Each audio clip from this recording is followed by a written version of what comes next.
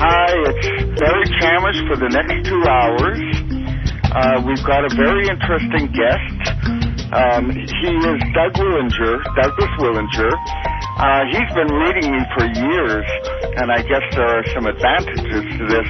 Now, he is the webmaster and editor of a site called continuingcounterreformation.blogspot.com.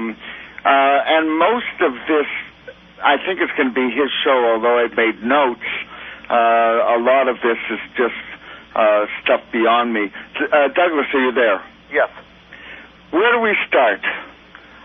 Basically, a whole outlook of reality of the whole occult power of the Roman Catholic Church, Masonic, ancient regime that people don't want to acknowledge, but even though it's actually the ruling shadow government. I'm all ears. Start at any point, unless you want me to guide you. If you want to give me a guide, that's okay. But if not, I can speak without that. All right. Away you go. Okay. Basically, I've long been fascinated by history and politics, and I remember back in high school when I had second period, it was a library free period, and I was fascinated to go and read the old newspapers and magazines, like the Time and Newsweek type of magazines, and compare how the style of reporting in the years leading up to each of the two major world wars. And what blew my mind was how they were all, very much anti-Kaiser Reich. Oh, the Kaiser was the evil devil incarnate, etc. But then in the 30s, these same media journals are saying Hitler's the gentleman. Hitler's a nice guy. And it just seemed to be like the total opposite of what it should have been. It struck me as totally bizarre, but it was just one of the first indications of this phenomenon. What phenomenon? You're talking about the media being part of the plot? Is that the phenomena? Yes, including the huge upturn in anti-Jewish writings in newspapers starting around 1919. Right. To scapegoat the Jews, so to speak, which was part of the Ledochowski plan. Well, you just gave a name that nobody knows about, so I guess you better dive into him. Exactly. Okay, Vladimir Ledochowski was the superior general, the Black Pope, if you will, of the Society of Jesus, the Jesuit order, which runs Georgetown University and by extent the government, etc. He was the Black Pope from February 11, 1915 to December 13, 1942. And he has a very interesting framing of his life, He was the nephew of the Archbishop of an area of Poland that was part of Germany at the time, Posen. It's now known as Poznan. And what happened is when Bismarck was cracking down on the political power of the Catholic Church in the 1870s, this was one of the first things done by the Kaiser Reich, 1871 to 1918, was to challenge the Catholic Church. And one of the things it led to was the imprisonment of this archbishop by Bismarck's government for a nearly 2-year period around 1874, 1875, 1876. I'm lost. You said 1915 to 1942. Yes, for his reign as superior general. All right. Born in 1866. Right. So this is when he was a child. Okay. And I have an account from the Washington Post in 1915 that specifically said that he witnessed the Bismarck's humiliation of his uncle as a child. All right. Who was his uncle? His uncle was Mieczysław Ledochowski, Archbishop of Posen. All right. That was kind of an important fact. He passed away in 1902, and he was the head of the prefect of the Congregation of the Propagation of the Faith, or on propaganda, in the 1890s. And he is the individual that 1890s article on the New York Times admitted to being a major political influence within the Vatican. Right. I'm following you. I can't comment. Okay. Anyway, what was interesting about Ledochowski, okay, the Ledochowskis is, okay, Vladimir, okay, he was a young boy when this happened. About a year later, his father gets the smallpox from his older sister and dies. So the person taking charge of their upbringing, a male figure, is the uncle, Mieczysław. Mieczysław was obviously a big influence on his nieces and nephews, because only one of them was going to be a nun, but of the two older sisters, but then the other one decided to become a nun too, the one that got the smallpox. Anyway, Vladimir, he got involved with the Jesuit order very early on, like he joined it in 1889 when he was, not more like 23 years old.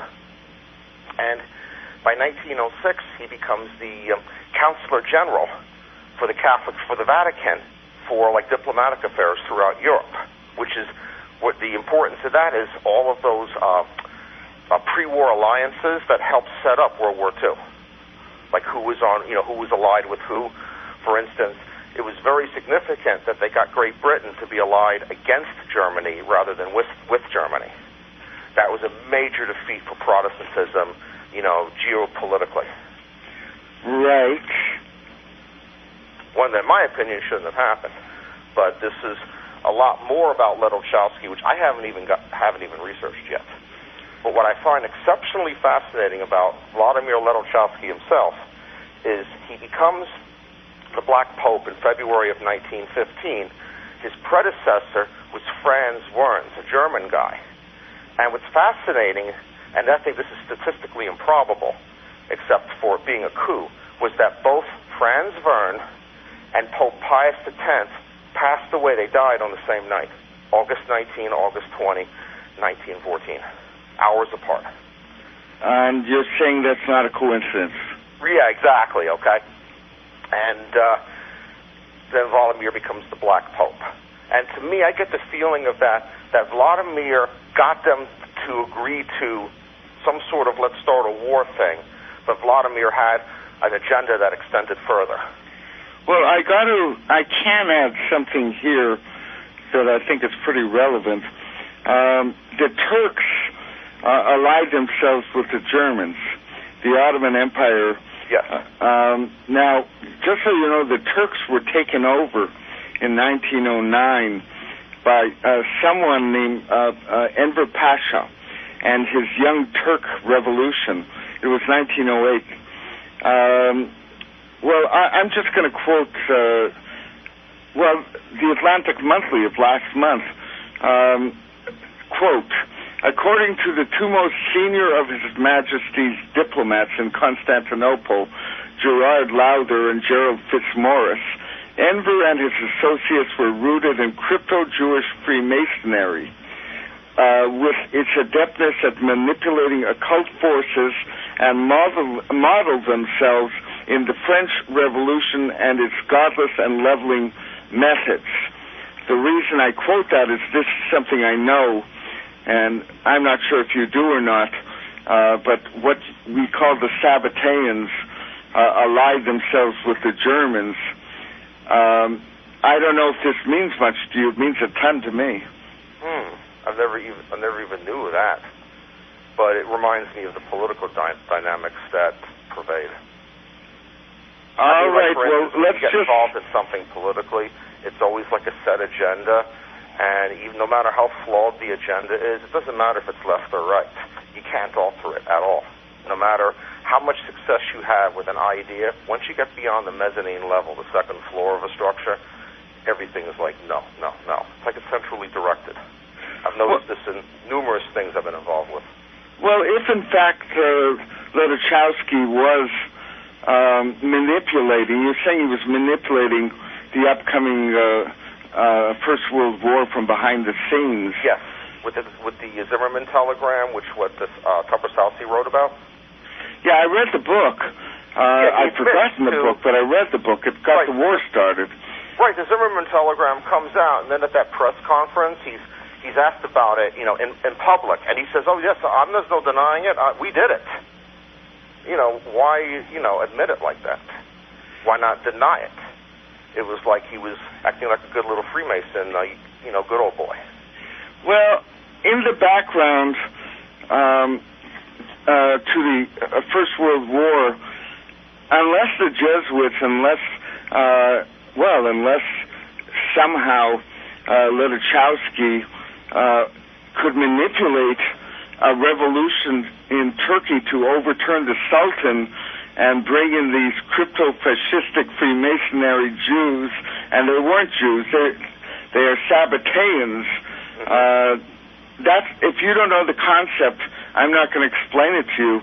It would take too long, but there was a split in Judaism about 300 years before, and a very anti-Jewish cult arose out of it in Poland. And it arose not that far from Posen. I'd say 20 miles. That was the cult of Jacob. What was the year? Pardon me? What was the year of the split, roughly? Well, the split was official in 1666 when Shabtai Tzvi declared himself the Messiah. This was in Gaza, and half the Jews of the world bought into this. It was not a small... the timeline is fascinating. It suggests a parallel effort. Well, like Freemasonry getting big in Great Britain and starting in the late 1500s? Well, it gets real big later. The Freemasonry movement, in short, summarizing a difficult thing, the Sultan of Turkey forced him to convert to Islam. He did. Most Jews abandoned him, but not a cult in Turkey called the Dogma. They saw in it a sign that we should all pretend we're Muslims, but really believe in Sabbateanism, in the belief that Shabtai Tzvi is the Messiah. In Europe, around 1750, one Jacob Frank, a little later than that, was a lot closer to the French Revolution, 1770s, one Jacob Frank became the second Messiah of Sabbateanism. He converted thousands of Polish Jews to Catholicism, and they just became spies. Mm-hmm. Well, we can go on from that. I may as well. Jacob Frank, he became wealthy for a while, using his new Catholics for an intelligence organization, but then went broke. In 17, I believe it was 84 or 5, he went to Frankfurt, Germany, Frankfurt am Main, and Germany. Became very wealthy. And the reason for this, for anyone who bothers to understand, Frankfurt was the conspiracy capital of the world. Besides Jacob Frank, also living in Frankfurt at the time was Adam Weishaupt, who was, of course, the founder. Well, you're aware of who Adam Weishaupt was, of course. Yes. Responsible for that thing on the dollar bill backside to the left. Well, I think... I mean, it's ironic. It is back and to the left. I think founder of the Illuminati is more to the point now. And also living in Frankfurt was Mayor Amschel Rothschild and his 5 sons. There was a meeting where the world conspiracy began in Frankfurt. Rothschild just had a vision that control a country's economy, and you control the country, but he needed spies. He needed a first-class intelligence team to get this thing going. He brought the greatest conspirators in history together. He brought Adam Weishaupt, and he brought Jacob Frank, and, well, they obviously believed in 2 things. Adam Weishaupt believed in destroying the Protestant Reformation. That was what the Illuminati was up to, and Jacob Frank was involved in destroying any Jew who didn't take Shabtai Tzvi as the Messiah. This is when the world of true blue conspiracy really began. Yeah. There was plenty before, but it went into high gear after that, beginning with the French Revolution and so forth. Going underground, 1774 to 1814. during the suppression, and that was the same time the United States came into existence? America was certainly Masonic, but the Masons of 1776 were real decent. What happened is the Illuminati got found out during the French Revolution, and the plans were found. Apparently a horseman fell and died, and in his satchel were the Illuminati plans You're for saying the French. Freemasonry started out as something good? Yes, well, what they had to do, they were banned all through Europe, and what Weishaupt did is he simply said, we've got to go somewhere. Let's take an organization that already exists. Let's infiltrate them, and let's change their tenets. That's when he moved the Illuminati to London, and they gnawed their way into British and Scottish Freemasonry. Mm-hmm. You don't think that Freemasonry was something that was already being run, like, out of Rome in the centuries before? Out of Rome, I don't know how to respond to that. Well, the reason why is because I've seen lots of images of churches, Catholic churches, where they include, the back into the left symbol, the pyramid with the all-seeing eye and the suspended capstone. And that tells you that just British like coins from like Switzerland in the 1500s, they got the IHS on them.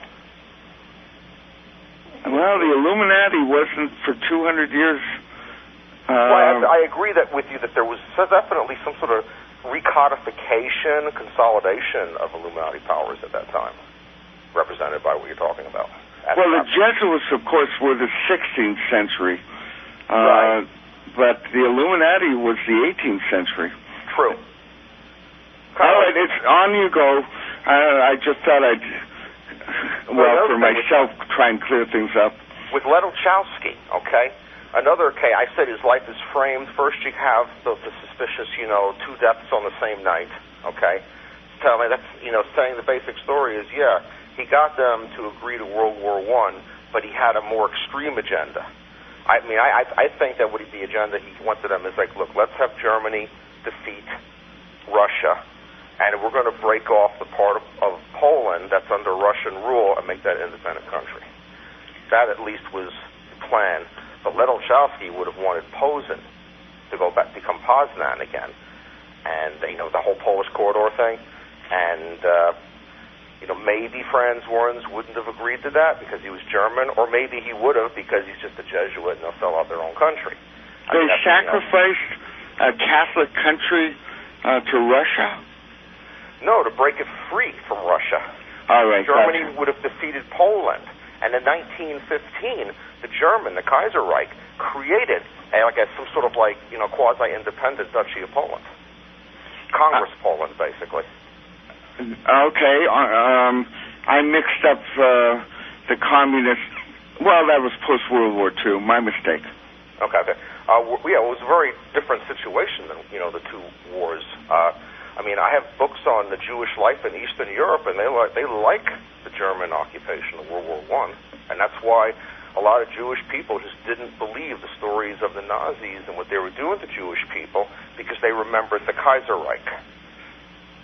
Yeah, I've read that some pretty out-of-touch places actually did welcome the Nazis. Yeah, because it was the reputation of the guys with the spiked helmets. The Nazis would send reports that the Jews clearly misunderstand our intentions. Well, yeah. But that's, that was, the Ledochowski thing. I don't know the details of, obviously the Holocaust of the Jews, and that was part of the extreme agenda. And maybe Franz Werns wouldn't have been that bloodthirsty. I don't know. These are all, points that I just have not been able to determine. But obviously there was some sort of staged agenda thing, and you see it at the end of Ledochowski's life. It struck me as soon as I saw his death date, December 13, 1942. Why? Because that was only about 3 weeks after World War II turned against Germany. Stalingrad, the Soviet counteroffensive, started November 19, 1942. Oh, you're not saying that he died because of Stalingrad. I'm saying that somebody around him figured out that he set the Third Reich up to lose and poisoned him. In the New York Times, I came across there were a whole bunch of these premature obituaries of Vladimir. Like for about a 5-day period, you start to see, oh, he's dead. Oh, no, he's not dead. He's still alive. And they would make references to him having gastrointestinal problems. That's right in the New York Times. And then they finally announced he was dead for good on December 13th. Was he so well known that he would make the New York Times? Well, only about maybe 3 or 4 times in his entire reign. Like when he became, there might have been 1 or 2 articles when he became Black Pope, 1 article when he died, and at the most, 1 between. Now, of course, we can take that 2 ways. The first way is he really was sick, and he really did die. The other, they were preparing the public for his demise. That one is not clear-cut evidence. Well, I'm just saying there were these reports where he was dying of gastrointestinal problems. And so it would have been no shock, of course, when he died, but the question is, maybe he did have gastrointestinal problems. Oh, yeah, I believe he did. I don't doubt that. But the timing of it, I'm thinking someone poisoned him because they figured out, oh, you set up the Third Reich to lose. He's getting the reports of the Soviet counteroffensive has begun. The Germans, for the first time in the war, are now being pushed back. That was 11 and 13 days, 24 days separating his death and that start of that counteroffensive. You know, if the Nazis had attacked Stalingrad 2 weeks earlier, they would have taken the place. It was the winter that killed them. Well, also, too, no long-range bombers to get the industry on the other side of the Urals? All right, it's a complicated story, but... or here's another factoid. Eric John Phelps told this one to me. At the end of World War I, the Germans give up, even though they really didn't lose the war. And what it was is that they had like 1 million men in reserves in the East that they could have shifted over to France and kicked Uncle Sam's ass. And they didn't. But Ludendorff was the one responsible for that. Just adding that little factoid. All right. And then afterwards, they start blaming the stab in the back of Germany on, quote-unquote, the Jews, which was a total crock. But that was also part of the whole Ledochowski plan. All right. I'm going to sort this out, and I'm going to remind the listeners that we're talking about the Vladimir Ledochowski. He was the Supreme General of the Jesuits. Now, what Mr. Willinger is... Well, he's giving him an awful lot of power, I'll tell you that. Why would anyone listen to him? To Ledochowski? Yeah. Why would he have the ability to twist his finger around history like this? Because of the position, the Jesuit order, like they start out being the confessors. Oh, wait, we have got a little break. Very shortly, we part for 3 minutes. But don't hang up. Okay. We have a couple of... I'll tell you about the next one. The next one is 7. But this is 3 minutes, and just hang in there. My guest tonight is Douglas Willinger. When we come back, he's going to give out his blog spot, and you can find out more about him. We'll be back in 3 minutes. It's Barry Chamish. I'm back for part 2 of a 4-part... program tonight. My guest is Douglas Willinger. I would say the first thing we should do to clear up any confusion is, Doug, please give away your internet site. Okay, it's a Continuing Counter-Reformation, all 3 words, lowercase, all put together with no spaces, .blogspot.com. You can do that again. It's a long one. Continuing Counter-Reformation.blogspot.com. Good. to my listeners, I invite you to go there. It's actually a pretty darn good site. Now, what I'm following with you, it seems to me that you're blaming the First and Second World Wars on the on the Roman Catholic Church. Yes.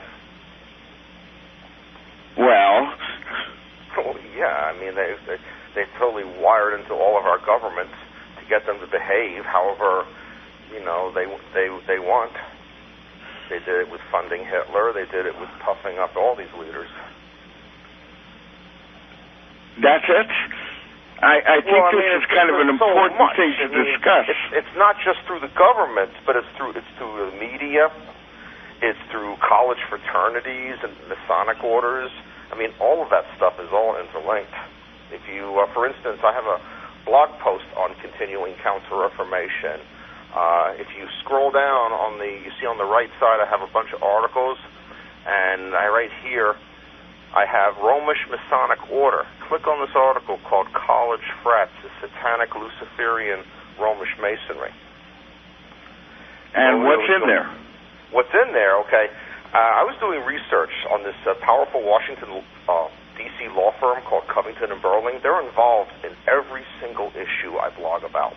And I highly advise going to my blog profile sometime, check out each blog, and hit the tag in each one for Covington & Burling, because they are definitely a major powerhouse player.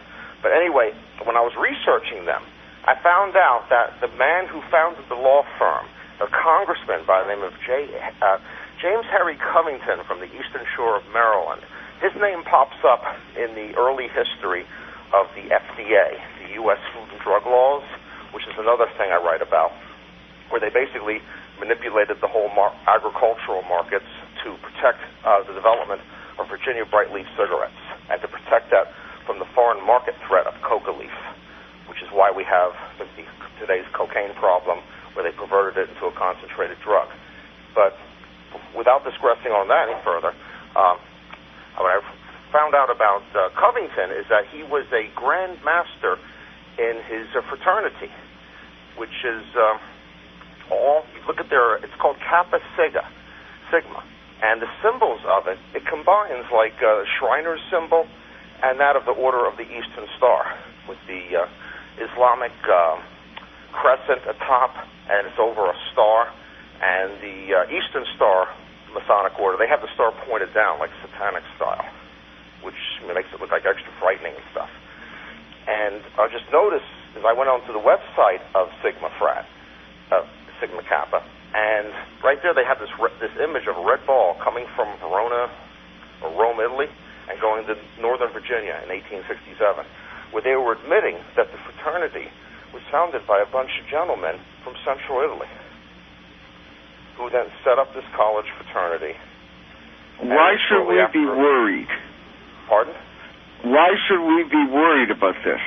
Well, it's constructing basically a motherboard of like a shadow government out of Rome through college fraternities. And if you research other college fraternities, you will see a similar pattern. Or what you'll see is a college fraternity is established by a group of half a dozen Freemasons. So although the fraternity itself might not officially be Masonic, it's controlled through Freemasonry because the people at the top are Freemasons. The general pattern that you're going to see in the establishment of these organizations, because for the conspiracy to exist, you need a hierarchical command. That's what cracks me up about all these people that blame it on quote-unquote the Jews. People, that's not going to work with just people having a DNA or whatever. No, you need a hierarchy of command, a chain of command to pull anything like this off. Well, what's at the top of the hierarchy? According to Phelps, he'd say the Black Pope. Then the people some people that think there's like a ruling families above them, which makes sense. You have this Farnese family. Their name's right on the front of the Gesu, a Jesuit mother church. And they have their own Pentagon in Italy. It stairs down a narrow road down a hill. It does, and they have supposedly they have a painting in there of Washington, D.C., as it was envisioned in the 1600s, but you can't get it online. It's just a description of it on the Unhived Mind. Well, you're naming names that, well, most of us are not terribly familiar with. Are you saying that they're at the top, well, that the two world wars came from this family? Not one family. It'll be a group of families. And it could possibly be the King of Spain you've talked about. Oh, I can talk about Juan Carlos all day long when it comes to the Middle East and the mucky he's it's your show, but Juan Carlos is certainly got a great deal of power over Israel. A great deal. Yeah, I suspect they got a great deal of power over the planning of Washington, D.C. as well, because that's the dynamics I encountered, because I am involved in different things. If you go into my profile, you see a blog called South Capitol Street, and that was about, there was a proposal to build a greenway extending south of the U.S. Capitol. Like you have today's national mall is like the West Mall, a big piece of grass that extends from the U.S. Capitol to the Lincoln Memorial, and it's got the Washington Monument in the middle of it. They were going to build an extension of that going due south of the Capitol. It was on the front cover of a U.S. National Capital Planning Commission document, 1996, 1997, called Extending the Legacy. What if they had? What would that mean? Pardon? What if they had built it? What would change? Nothing as far as I know, but the thing is, it was squashed. There was no literature. All the public literature, it had paintings of it, but nothing in the text. And the text was all very vaguely written. It would say Gateway or Boulevard. It would never say Promenade or Greenway or Linear Park. Well, let's put this in perspective. Why is this important? Because the dynamics, okay, you would think that if there's a proposal like that, and then there was a controversy, you would see, if you're following planning, you would see people talking about it. You'd see organizations taking different positions on it. You'd see a vigorous public debate. Here there was none. It was squashed. And I was the only person to have a blog about it. Well, what was your claim? Environmentalist organizations, they all behave like puppets on a string. None of them wanted to touch it with a 10-foot pole. Well, what did your blog say? I'm still lost, but why we should care about this? Because the mall is pretty. It would be a nice addition to the city. And why should we have some unknown entity saying, oh, no, we need to spend all our money on stadiums, and get away with this even with no public debate? I mean, we're living in a plutocracy. Some, hidden government upstairs is making these decisions, and it's got the tentacles and everything. It would be like the Lincoln Memorial getting blocked by a baseball stadium, and there's no controversy. Where are all the Freemasons holding up their great compass and square and, being known to be involved with D.C. planning? What I've seen down there, those people are a bunch of drones. They join these organizations, they get 20 swords pointed at them with a burlap bag over their head. That's basically telling them, you shut up, you be a quiet, good yes man, and we'll give you an overpriced job for being a mediocre putz. That's what a good old boy is, and that's the dynamics. All right, I know that this ceremony you're talking about is at the higher, that's already at the 30th degree. Up until then, most lower degree Masons don't know about, they don't know about their organization at all. Right, it's highly segmented. Right. Now, I'm going to go back, and believe me, I lost that point. It just doesn't get me angry that there was no rebellion against an extension of a path.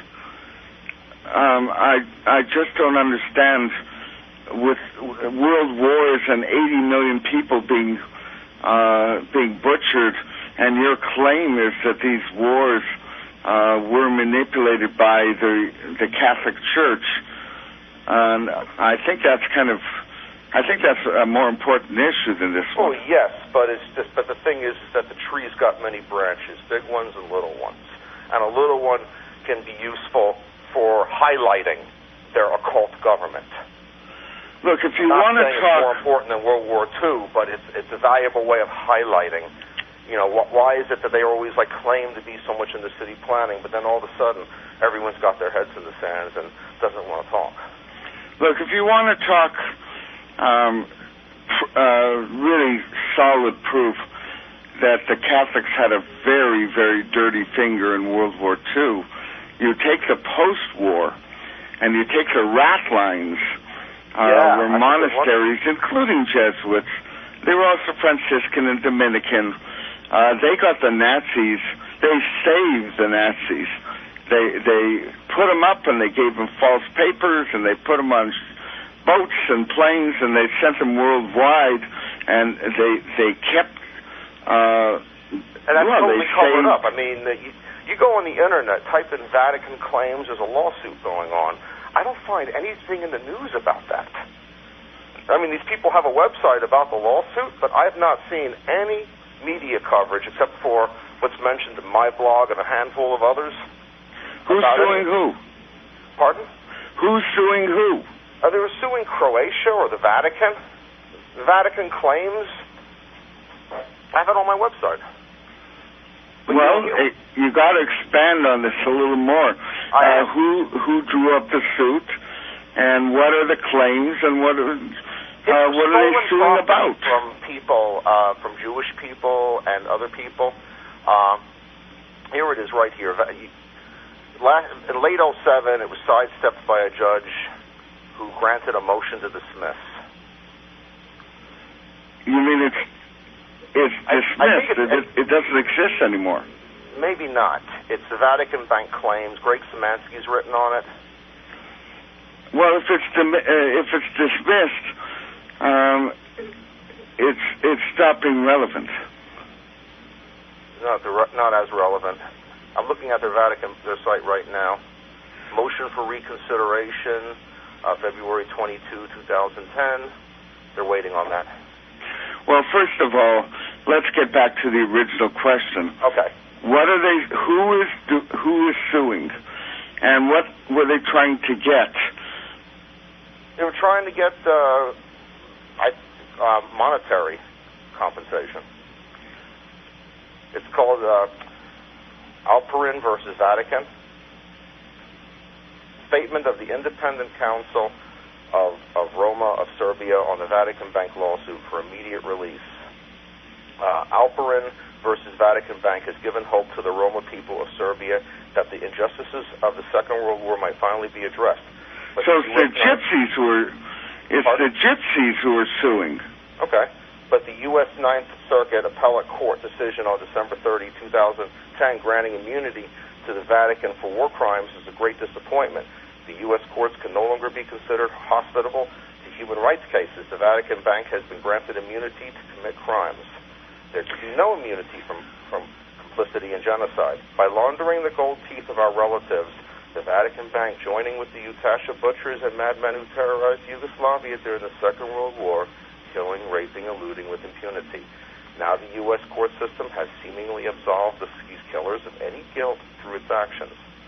There is irrefutable evidence in the form of statements of the witnesses, authenticated historical documents, and transcripts that our lawyer, Dr. Jonathan Levy, and others have submitted. Oh, I know John Levy. He's on my email list.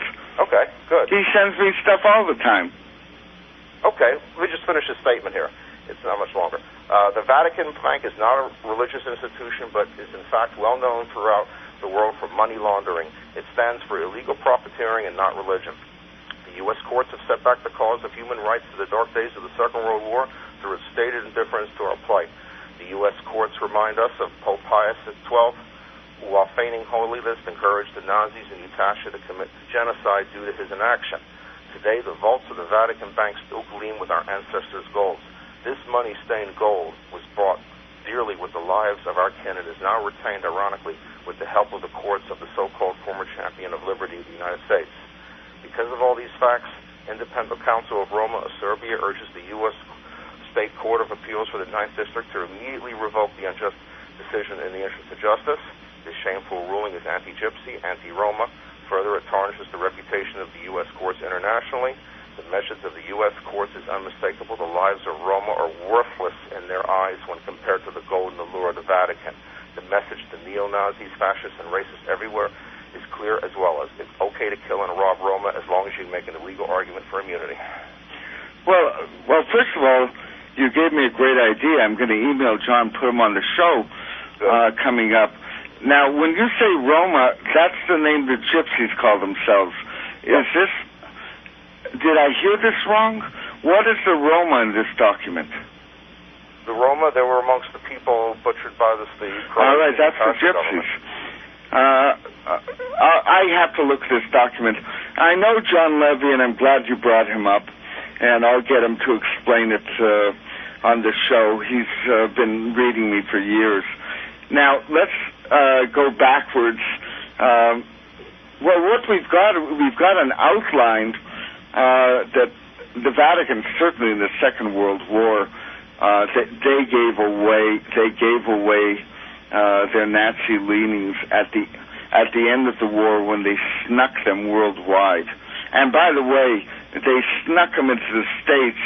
Mostly they went to South America, a lot went to Australia, but thousands of them came to America as well. And that required help from the American government. Well, we just, like my last article on continuing counter-reformation is one now in Kentucky. A woman who committed war crimes in the 1990s. Oh, I read that. But that's from the recent Serbian war. Yeah, I understand, but that's it's connected. It's the same part of the world. Kind of. There's kind of a gap in time here, like 50 years. Yeah, but if we had a bunch of Germans doing that today, we would rightfully say, oh, yeah, that's an outshoot of the Third Reich. This is an outshoot of the Utasha regime. What this woman did was not eye for an eye. No, but again, to describe it, well, the article... One case was that she said where she cut the penis off of the guy who raped, killed a Croatian girl. But the others were not eye for eye. They were just, forcing a guy to drink gasoline. What did he do to deserve that? They don't, it's in the article. Yeah, I read the article. Look, there was a really, compared to the butchery that went on in the former Yugoslavia, she was a very small cog in it. Oh, yeah, absolutely. And, all right, she gets sent back and she's put on trial. And, the man who was de-penis isn't there to testify against her. But I really doubt that he was necessarily a rapist. I think she probably just got off on cutting off his penis. Maybe, I'm just telling you that was the only one where it was presented as eye for an eye, and the rest, they didn't even make an attempt. Yeah, there is no question, but the difference, and it's a big difference I want you to know, is that 50,000 active Nazis, actually, the final number who came to the States was over 100,000. A lot moved to Cleveland. Go figure that out. Huh. But well, it blend in well. Everyone there looks Irish or German or Polish. Just about. In Cleveland? Well, Ohio, anyway. Well, they moved here. An awful lot of Nazis were funneled through these monasteries, and the phony papers were accepted by the Americans, and there's a major scandal that's never been properly looked into, is the hundreds of thousands of Nazis who escaped Germany, never faced prosecution, changed their names, and started new lives worldwide. That was via the Catholic Church. Yeah, and they could blend in very well. I mean, also, too, the topography, a lot of, like Ohio, it looks like northern Germany or Poland. Flat I think they probably had a German population there first, and they just, it was just like old home week. But nonetheless, the point I'm making is, while you're talking about Catholic involvement in these world wars, this is actual proof that they really were allied with the Nazis. Needless to say, Pope Pius VI, who was the Pope during the Holocaust, and which the Vatican want to canonize. They want to canonize Pope Pius the 12th. The 12th, I'm sorry. Wait, is it Benedict VI? This is, I think, Benedict the 12th or 15th. They're both the 12th. No, maybe the 16th. I think it's... Yeah, it's the 16th. Yeah. Whatever, Pope Pius XII was no saint, and the Vatican and their Nazi Pope, the Pope Benedict XVI, they're doing it like creeping artillery. First, they're going to beatify John Paul II. They're going to pull his body out of the ground and make him somehow pleasing to the public and who will walk by and say nice things to him. That's being done right now. But the real goal is to canonize Pope Pius, who, look, all he had to do was open his mouth and say that the crimes against the Jews are against the Roman Catholic Church, and Germany would have lost an awful lot of soldiers, and the Holocaust wouldn't have continued in the same way. He never made a statement like that. That's at a minimum. Yeah. At a maximum, well, he died in 47, and the ratlines were already... Pardon me? Pius XII died in 1958. Oh, then he was all ratlines. He was the one who organized the saving of the Nazis. And when he died, they said his body put out a stench, like they were amazed at how bad his body smelled. That's another one of those little factoids I picked up. Another factoid, just to bookmark it right now, the Black Pope that succeeded Ledochowski, Jansen's, he was in from 1946 to 1964. I recall reading that he died of a brain hemorrhage, and they've deleted that from the internet. I can't find it anymore. Oh, I'm not sure the significance of dying of a brain hemorrhage. Well, I'm thinking of God trying to tell us something. It's just an idea, a theory I have. Okay, would you have to go back to the Black Pope that goes two Black Popes before Ledochowski? Okay, I said there was Ledochowski. Then you had Franz Werns, the German. Well, immediately before you had Franz Werns, you had the Spanish guy, Luis Martin. And this is the guy, okay, his death was amazing. He had the worst case of cancer I've ever heard of in any human being. His body was ravished with it. They had to amputate his right arm in like 1905. And well, they didn't really have much treatment in 1905 for cancer. I understand, but I mean, I'm reading these histories of the Black Popes, and only one or two pops up ever getting cancer, and this is the guy that gave us the cigarette mercantilism, the so-called drug war, to protect cigarettes against coca leaf. Coca leaf is non-carcinogenic. Cigarettes are highly carcinogenic. I see it as divine justice. And with the whole theory about the hemorrhage, I'd love to see what part of his brain blew out, because if it was the right front part of his brain, that would be like God saying, yeah, we did JFK. Well, I'm going to repeat what you said before you dived into this, that this, of course, is a theory. Yeah, and you exactly. admit to it. It's just a bunch of coincidences and stuff. And well, they're kind of interest, but I'm going to dive in. We very shortly will have a little break, and I'm going to dive in for the next hour on a few things that I know about.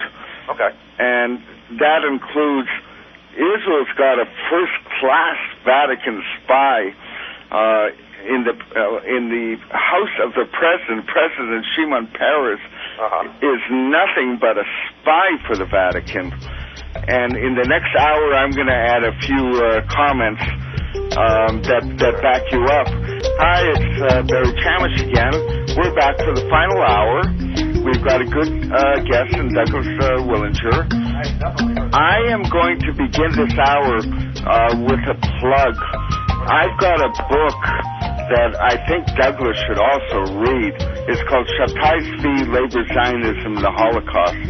And it covers an awful lot of these subjects.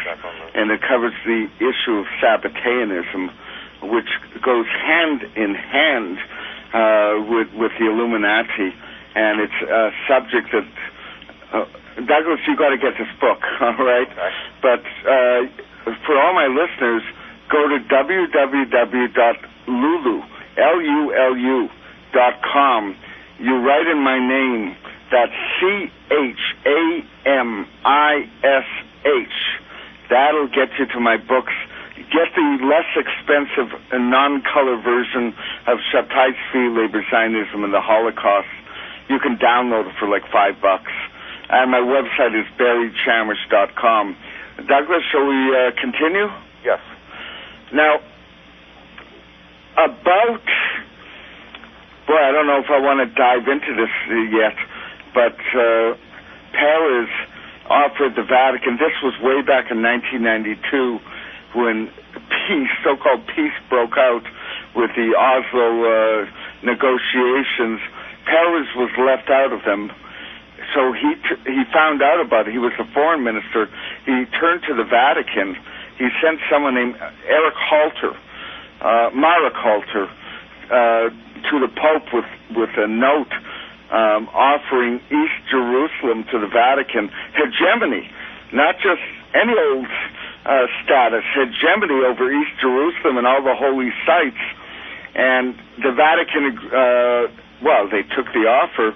The deal was that they were going to create a Palestinian capital in this entity. Are you aware of this? Just what I've read on Hive Mind. I think I got some of your email on it.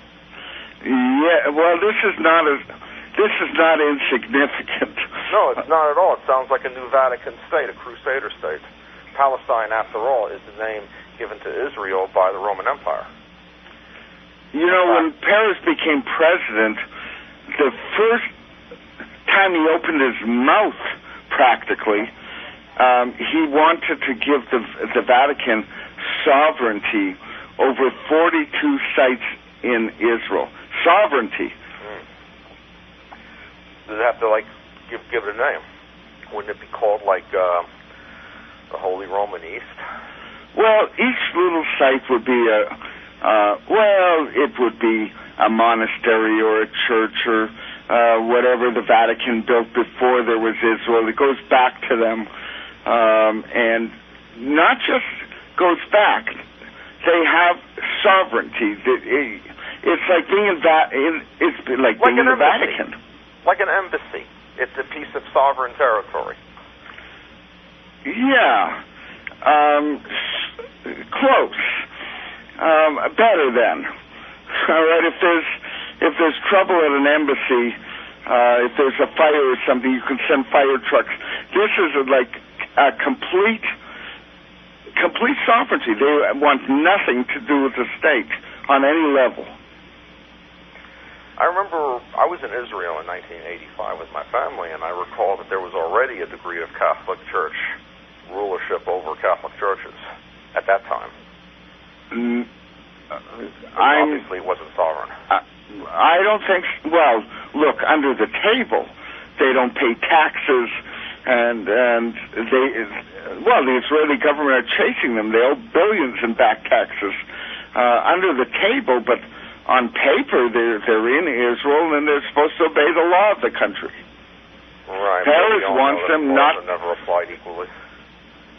Pardon me? The laws are not applied equally. Well, let's put it this way. If Peres gets his way, they don't have to follow the law. Well, they could also stretch it, too. I'm thinking of places in Florida where the Catholic Church doesn't have to pay property on their property. And we're not talking churches or monasteries. We're talking real estate developments. No property tax. I think all churches, I think it's beyond Catholicism. Yes. All right, again, I'm trying to urge you on. Look, I don't know if you know about King Juan Carlos and the peace breaking out in the Middle East, which is now just utter chaos. I haven't followed Juan Carlos as much as you have. I've been more into the whole dynamics of the U.S. foreign policy run out of Jesuit Georgetown University, whole Edmund Walsh School of Foreign Service. It's in Culture Come for Revenge. and it ties right into what you were talking about with the ratlines, the great cover-up. I was wondering if you knew this. I was told that during the Eichmann trial in 1961, that Eichmann made references to the popes, plural, referring to Pacelli, Pius XII, and Ledochowski. I was wondering if you knew anything about that. Well, he was in the public didn't hear. He was in a soundproof box. They made darn sure that whatever he said wasn't heard by anyone. Right. I'd love to have a tap on what was really said, more so. Well, again, Eichmann is a different story. What Eichmann did in Hungary, the Jews wanted to cut a deal. He did not want to kill anymore. He wanted to save 800,000 Hungarian Jews. They sent someone named Rudolf Kastner over to Hungary. He dressed up like a Nazi, took back 3,500 friends, family, and fellow Sabbateans, and just told Eichmann to kill the rest. Right. I see, like a select few. Sabbateans, I would also say, Masonic, whatever, suck-up types. But, the favorite class, so to speak.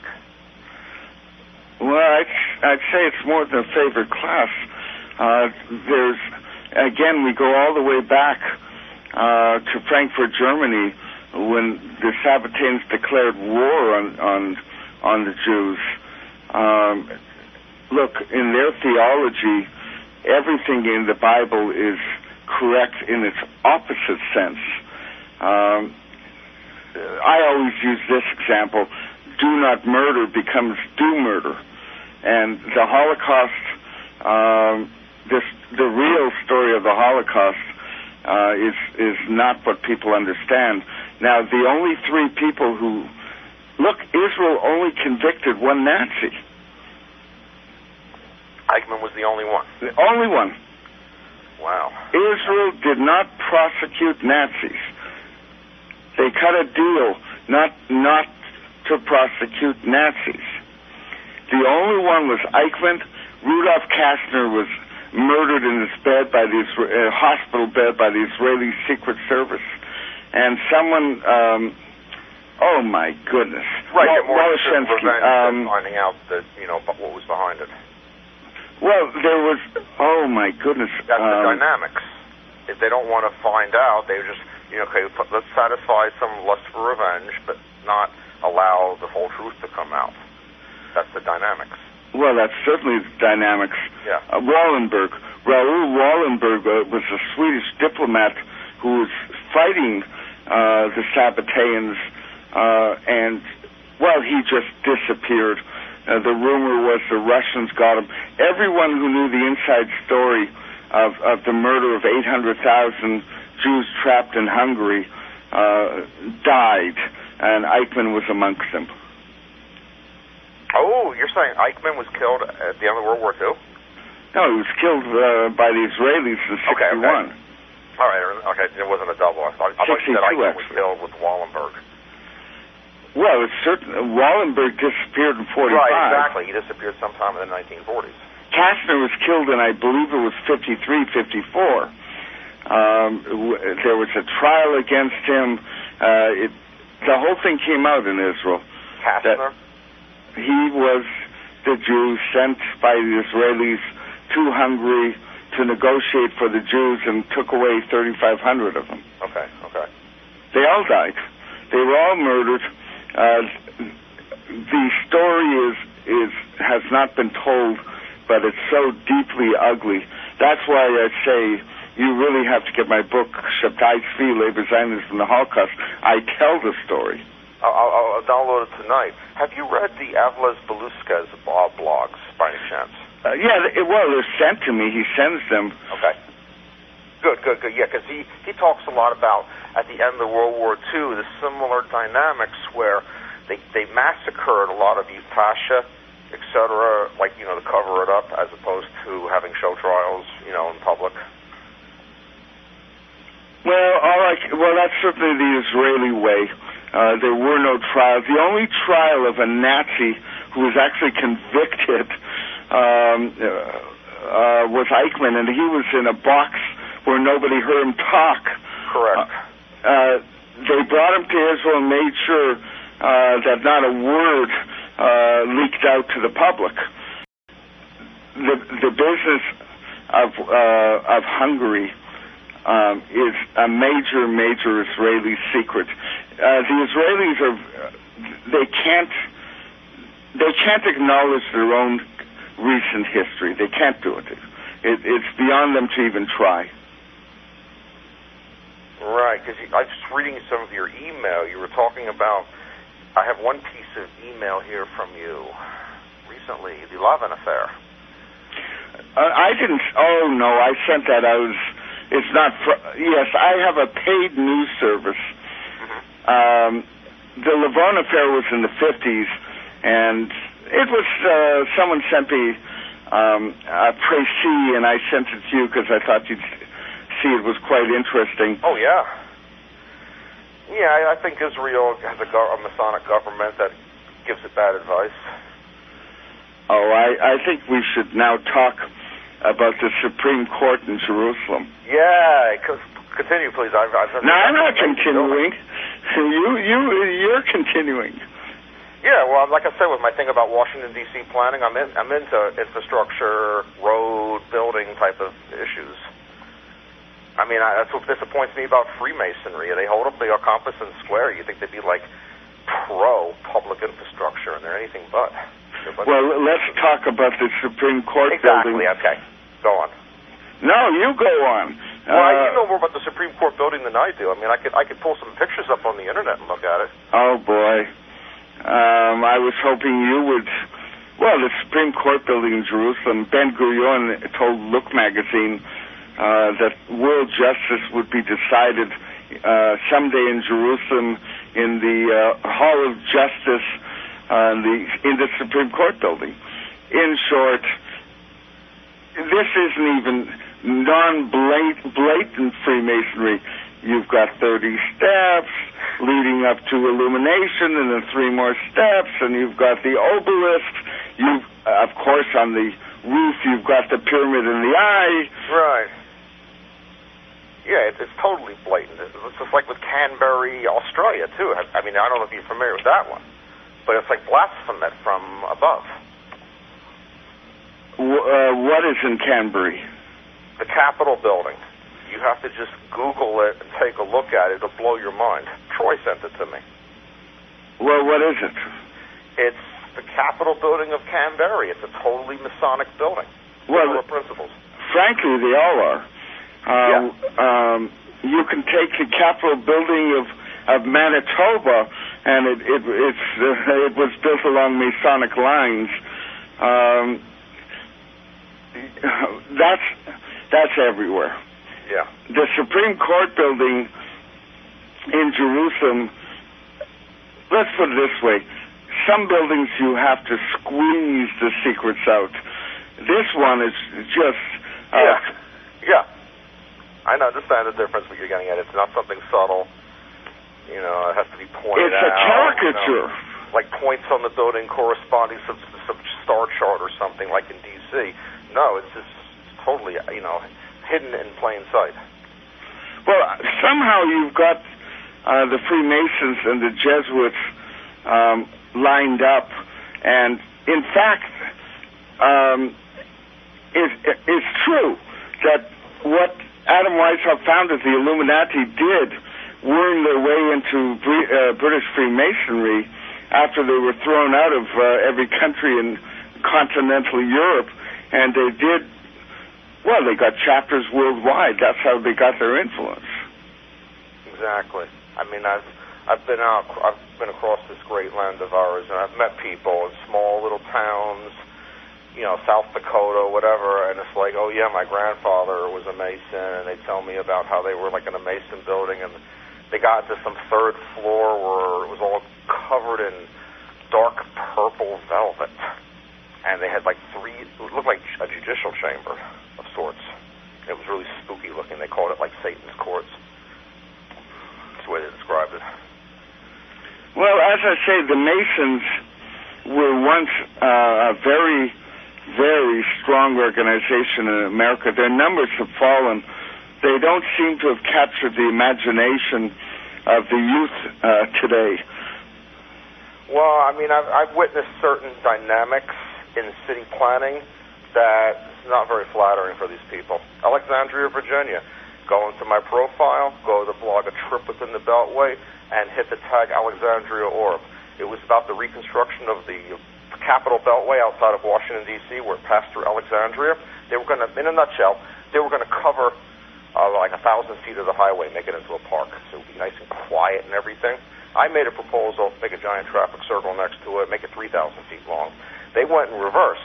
They shortened the urban deck from 1,000 feet to 200 feet, putting the oldest African-American cemetery in Alexandria right next to 14 lanes of freeway and freeway ramps instead of a tunneled freeway, which should be a quiet park. And I was following this bridge planning thing for like 8 years. There was no political push from anywhere to take away the environmental mitigation for the people living next to the highway. But all of a sudden it popped out of the blue, and the city council would issue a report saying that the relevant committee on the issue, called a stakeholder participation panel, that they didn't even vote on it. And that was a total lie. They did vote on it. They voted 8-1 against shortening the urban deck. But the city government of Alexandria would lie through its teeth, and they would all behave like drones. And this is in the shadow of the tallest Masonic structure in the state of Virginia today, the Masonic Tower, the George Washington National Monument. Not the Washington Monument in Washington, D.C., but the lighthouse-looking one over Alexandria. And it just left a very bad taste in my mouth about Freemasonry. And they would be very much against covering a freeway because the unbuilt segment of I-95 through D.C., which was not built, because it basically, to make a long story short, the best route goes through a Masonic property. And they just don't want that. Well, it was built somewhere. Yeah, they built the Beltway instead, which they had to widen because they didn't build 95 through D.C. And they needed to do this environmental mitigation. And I happen to be the one person calling for building 95 through D.C., which is what John F. Kennedy proposed the year before his assassination. He said it should follow the B&O railroad tracks because that's the least, that's the least objectionable way of building the freeway. You have industrial right-of-way next to an existing loud railroad. And the best thing is to put it into a giant tunnel and put a park on top. That's my idea. But with Kennedy, what happened is they had the first freeway study on this right around the time of his assassination. The study started in late 1963. It came out in October 64, and it didn't follow his prescription to follow the railroad. Instead, it had 37 routes all over the map, creating a firestorm of controversy, because those 37 proposed freeway routes were an abomination. Well, the I-95 does, it goes from Maine to Florida. It must pass through there somewhere. It's got gaps in Boston, western New Jersey, and Washington, D.C. However, the number gap is only in the New Jersey area. In Boston and D.C., they just signed it onto the Beltway. But they didn't construct the through-city route, and it's caused massive traffic problems. And the highway could have been built and could still be built with hardly displacing anybody. And you're doing it with tunnels, of course, so it's quiet to live next to. But the thing is, the biggest property owner along that railroad is Catholic University of North America. And I've been there. I gave a history presentation on it in 2005 for the D.C. Historical Society of Northeast. And I was in a room full of Jesuit priests, and I picked up their sentiments. They weren't, against the freeway because it was going to wreck their neighborhood. No, it was going to go through industrial areas. Instead, they just didn't want it anywhere near them. Well, how do you figure that so many Jesuits, this is now child molestation, it just came out this month, they're paying billions to their victims in America. The numbers are apparently in the tens of thousands. There's according to the former, advisor to the governor of New York, this was in the New York Times about 3 years ago, he said that 70% of the Jesuits were homosexual.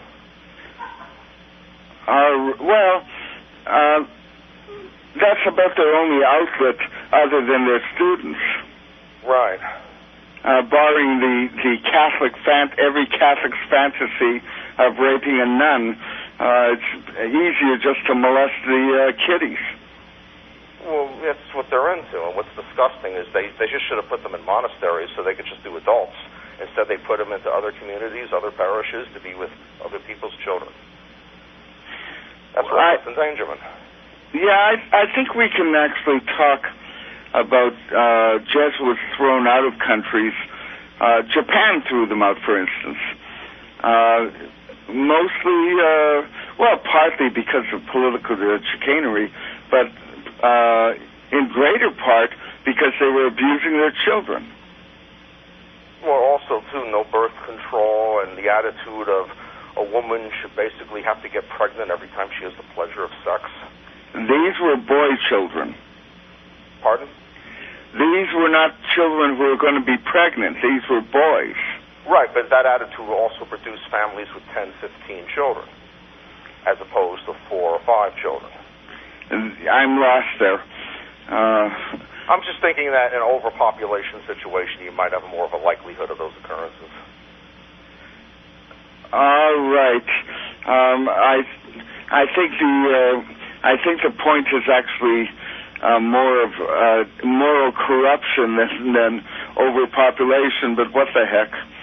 Well, I mean, the Catholic Church is definitely total moral perversity. The whole attitude is that it's extremely hierarchical, and the Pope is just viewed as, God on earth and can't be questioned, and that's that. Well, the fact is, Catholics today are running from the Church. The least church-going peoples certainly in Southern Europe, are Catholics. In France and Italy, hated. For instance, when the Third Reich invaded Poland, they made a point of killing the educated Polish people, whether or not they were Jewish even. I mean, if they were just, Polish Catholic, not even part Jewish or anything, they killed them first because they wanted to dumb down the Polish population. Kaiser Reich didn't do that, but the Third Reich did. And that was consistent with Vladimir Ledochowski's hatred of liberal Catholics. All right. By the way, that fact, of course, is right. They've got graveyards with like 20,000 scholars piled on top of each other in Poland. Now, again, it was the Nazis who did this. You wipe out the creative minds, and you get less opposition later on. Exactly. Another thing was putting fluoride in the water, and also fluoride. Did they have problems with cavities? In 1944, when the German Nazis were retreating, they made a point of destroying the archive. Hold on 1 second. We have got a 3-minute break. Don't hang up. We will go on. Well, I'm going to be more general for the last 22 minutes. So this is Barry Chamish.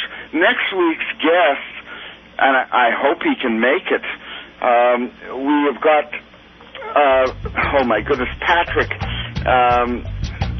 Oops, I blew it. I blew next week. Well, no, I didn't. Patrick Murphy, with a little luck, will be on next week. And we'll be back in 3 minutes for the final segment. Hi, it's Barry Chamish for a final segment. We've got a nice guest this week, Douglas Willinger, and we're going to tell you how to get his website. 1 second before I do so, I'm going to plug me.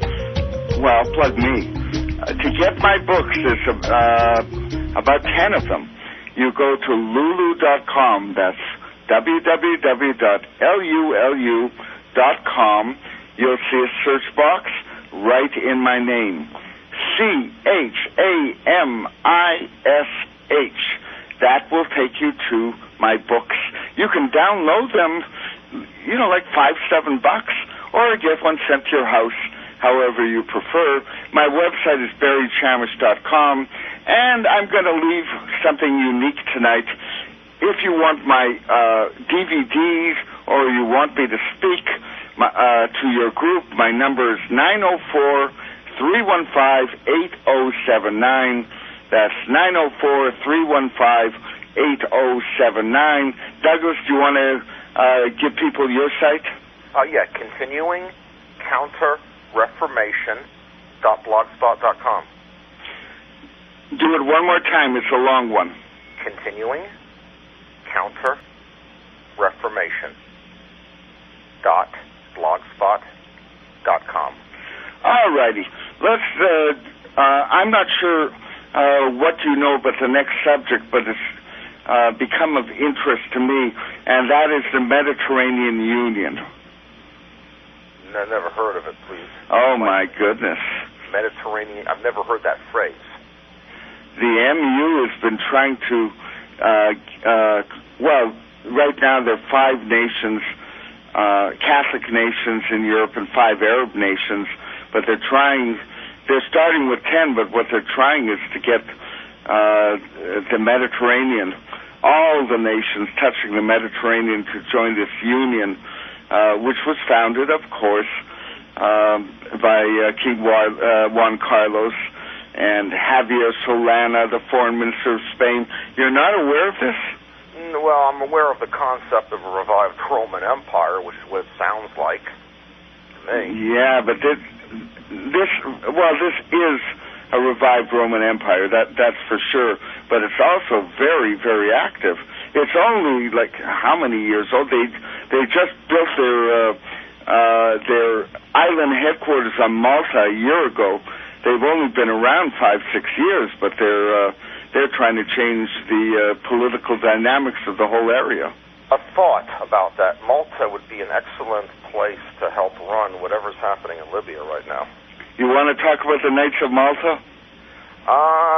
Maybe you should talk about them. No. I mean, I know something about them, but I think maybe you know more about them. No, I'm the host. We don't do that. I mean, it's another, Roman Catholic military order. They hide behind the word hospital, but I guess when you have a military operation, you're going to need a lot of hospitals. No, you said that Malta was significant for Libya, other than being the closest airport. Right between Italy and Libya.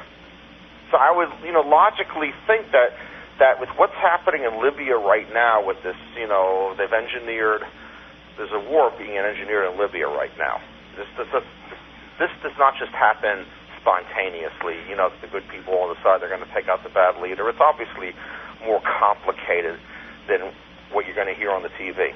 And I'm just thinking that Malta, the island of Malta, is like right between Italy and Libya. That's just a thought I had. No more than that? I mean, when it comes to... It's a thought to build on. Well, when it comes to Libya, even the stuff I've been getting lately, certainly Gaddafi is being... his regime is really being preserved by mercenaries, black mercenaries from Africa, hired by an Israeli, General Yisrael Ziv, for $5 billion. Gaddafi, instead of falling a month ago, preserved his kingdom, or whatever he calls it, with a deal. He cut a deal with Israel. On the other hand, the rebels are being backed by NATO. Libya is a war, if in fact this is the right interpretation, it's a war between Libyans fighting either for NATO or for Israel. What's the point of Israel supporting a Gaddafi? Just because they think that that's going to prevent something worse from coming in? Well, that's the justification. First of all, there was $5 billion. The reports I've been getting say that Gaddafi paid $5 billion for tens of thousands of mercenaries. Remember, when this started a month ago, he had only like 4,000 in his country, and overnight he had 30,000 of these mercenaries. Apparently, the deal was General, again, Yisrael Ziv, cut a deal with Libyan intelligence to save Gaddafi, who was on the precipice of ruin. They passed over $5 billion and a few other juicy promises, and that mercenary army has kept Gaddafi alive. I wonder about, on the change of topic slightly, what's going to happen in Egypt. Is there going to be any real reform, or is it just... Of course not. Yeah, it's going to be more the same. Well, if I had to predict, I would say that the army will find excuses to stay in power forever. That would be my prediction. Yeah, I agree. If there's how long Mubarak was in. Pardon me? Mubarak was in it for just under 30 years. Along those lines, until the next revolution. Look what you've got. If there's a fair election, the Muslim Brotherhood will win if there's a fair election. Right. I've heard those similar fears about Algeria in the past. Algeria doesn't have a peace treaty with Israel. Okay. Now, let's go on to your subject. I'm mouthing off about things I know, and we're here to listen to what you know. Well, okay, with the whole Ledochowski thing, and it continues through our government with the whole behavior in the 1990s with the breakup of Yugoslavia, which I'm... All right, let's talk about that war, where clearly Croatia had the backing. Well, Germany was the first country to recognize Croatia. Yes, as well as Slovenia. And then, of course, well, the thing that blows my mind is everyone, all these crocodile tear types for Palestine type, they never talk about Operation Storm. If they're against the expulsion of people from their homeland, well, we did it in 1995, the U.S., jamming the Serbian and the Republic of Krajina's military communications so Croatia could come in and chop the place up. Now, you do understand that the air attacks on Serbia came from Italy. I mean, you understand this. Yeah, it makes perfect sense. You mean, like I was saying about Malta? Well, again, without the Knights of Malta, without a proper explanation, it wasn't really a good explanation.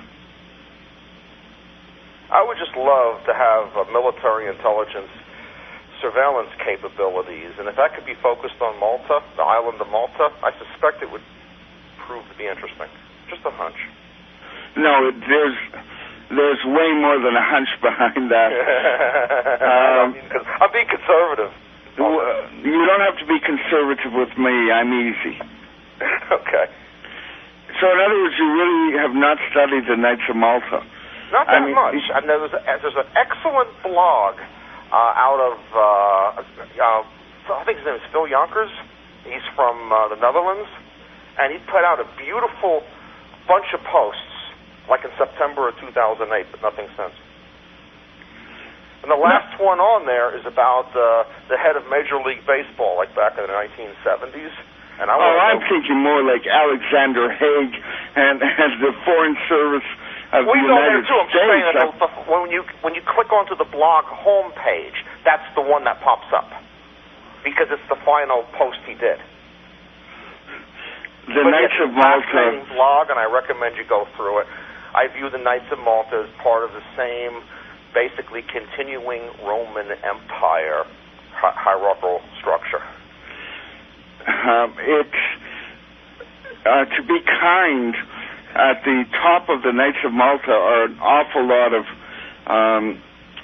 American politicians, people in charge of state and defense, have been Knights of Malta for... Yes, as well as public health. Harvey Wiley of the USDA, the chief chemist who chose to protect tobacco against the market threat of coca. I came across a letter written to him in December 1908 in the Archives 2 outside of Washington, D.C., next to the power line right-of-way outside of D.C., Archives 2, and this letter is inviting him to a smoker at the Cosmos Club, and there are these references in there. We want you to be there because we want all of the great knights who have shown like great prowess on former occasions. They're referring to these people who are a part of this as knights. But it doesn't say knights of what. But to me, that's a red flag that the man, Harvey Wiley, was a member of some Roman Catholic military order of some type. Knights of Malta, Knights of Columbus, I don't know. Knights. It's right in the letter, and I could even give you the link showing you the actual letter. Let's just... as an example. Well, I got an example for you. Okay. The U.S. Supreme Court, there are no Protestants on it at all. Not a one. Right. There are 3 Jews, the rest are Catholics. Right. You're not going to comment on that? Well, the problem is that the Protestants we've had on there have been totally rotted out, I don't know, like Southern Baptist Freemason types. It's almost irrelevant. I mean, it's not irrelevant in the broader scale. But Well, it's just determining the laws of the country. I'd say I don't trust a rotted out Protestant Freemason much more than a Roman Catholic. They're really remarkably the same. Well, they haven't been on the Supreme Court of the United States for well over a decade. Who hasn't? A Protestant. This just happened recently, with Sotomayor. Well, that was. Right, but that was just 2 or 3 years ago. That wasn't. No, that was less. But that again, that's just Jewish liberal. Right. You've got 9 judges who are all Catholic on the board, and look, the odds in favor of that being random are not good. I know, because Catholics are what 35, 40% of the population, not 100%. I think it's less than 35. Well, actually, with the Latinos coming in, it's certainly becoming a much more Catholic country. Oh, yeah. And that's why I think Protestants should be more welcoming of Mexicans to convert them away from Catholicism, as opposed to being fearful and everything, because I think that's the way the Jesuits want the others to be. Well, no, I would look at the issue differently. People have asked, they've asked me even, how is it that the Americans have let in this massive number, probably over 20 million, of legal immigrants from Mexico and not found a solution to stop it. It's really just a show. There's very little in the way of penalties for sneaking into the States, and you can try again all you want. And my answer is this is the fastest way to Catholicize the country. Add 20 million illegal immigrants, and you with lots of children. I understand where you're getting at, but I'm thinking of what I see as the mistake Bismarck made. When Bismarck decided that Prussia was going to be strictly more German, he encouraged Polish nationalism in those areas, as opposed to being a more multi-ethnic model for Prussia. It became this is just Prussia, Germany. How is that related to illegal immigration from Mexico?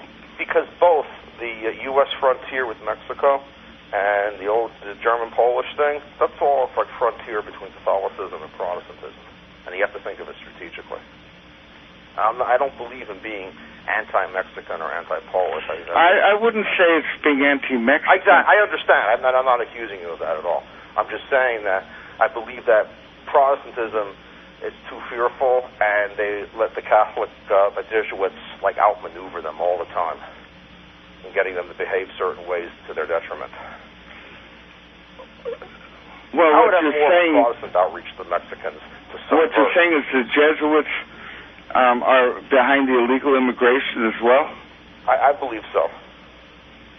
They had McCarrick of Washington, D.C. He's not a Jesuit, but he was like the lead speaker at some big rally on the Mall back in April of 2006 in favor of more Mexican immigration. Well, so I see it as a strategic thing where they bring the Mexicans in who are Roman Catholic, okay? Which is just about all of them. Yeah, but I believe in countering it not by being fearful of Mexicans, but to welcome them. Well, by Americans sneaking into Mexico illegally.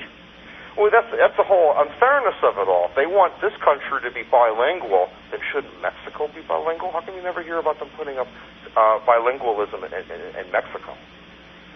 I don't think they have that many English speakers there. Right.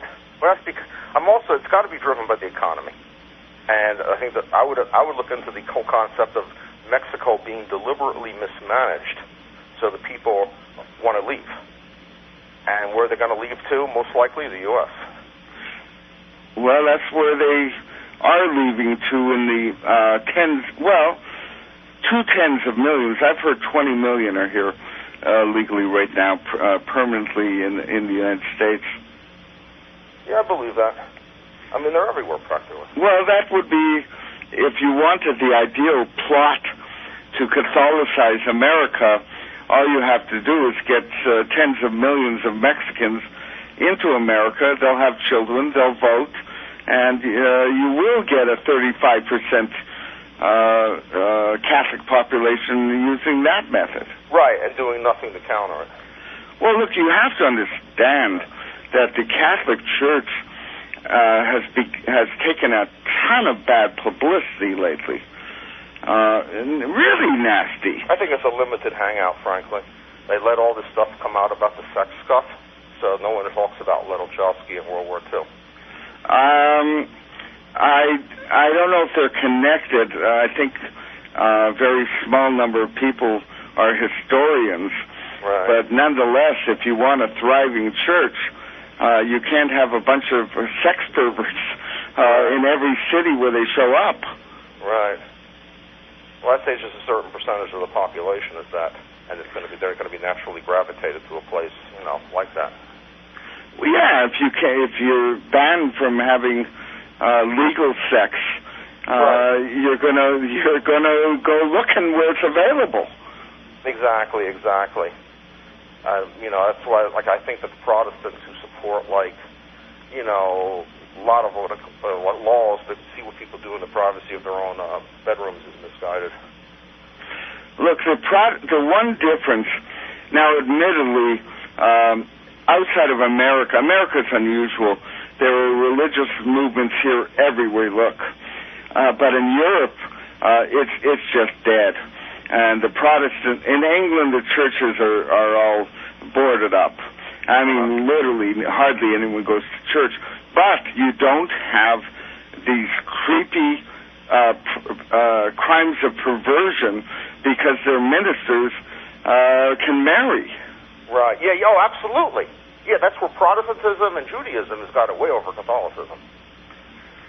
Well, that's pretty, that's...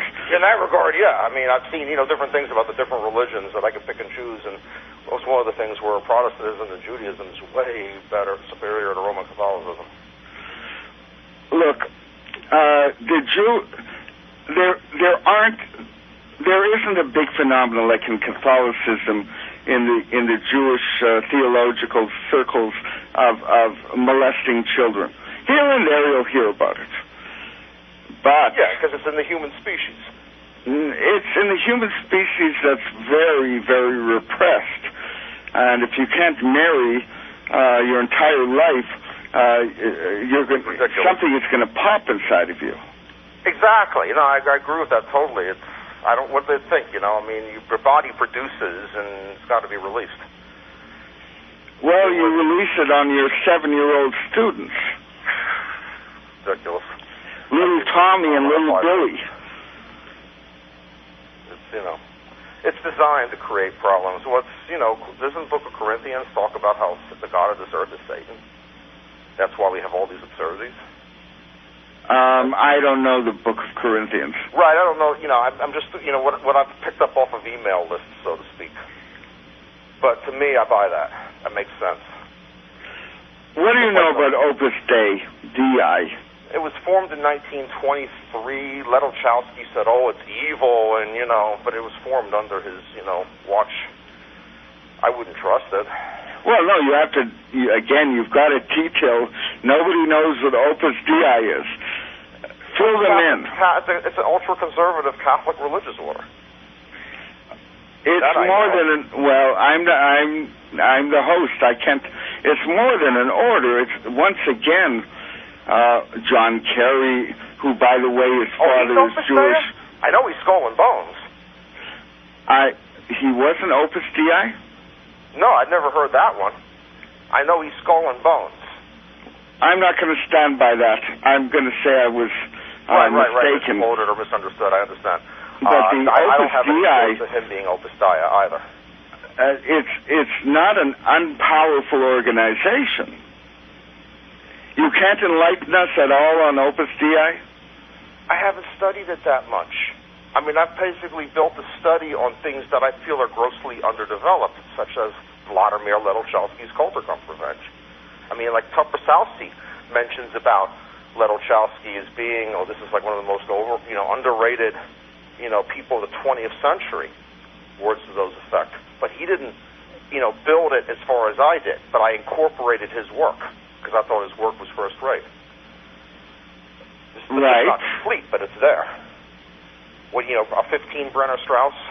I don't think Brenner Strauss was in the book he wrote, Rulers of Evil. It's a separate essay that was on the internet, and I've incorporated it in my first month archives of a continuing Counter-Reformation.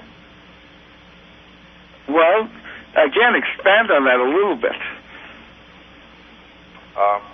Whatchamacallit there? Okay, with what, Ledochowski and Brenner Strauss? It was basically 1919. The story of Brenner Strauss that's the address. 15 Brenner Strauss is where the papal nuncery or papal, some sort of like an embassy building for the Catholic Church was in Bulgaria, and that the young Adolf Hitler was sent to where Pacelli was living, and was met by the Popicina. They wrote a book about her.